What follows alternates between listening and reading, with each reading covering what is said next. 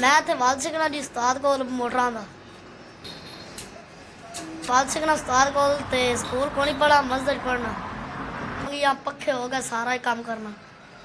जी मेरा 200 रुपया खर्चा देंदा है मेरा माँ प्यो आलूआं दी दिहाड़ी करदे मेरे अब्बू दा भी किते काम चल पैंदा किते नहीं चलदा बड़ा औखा गुजारा करदे पे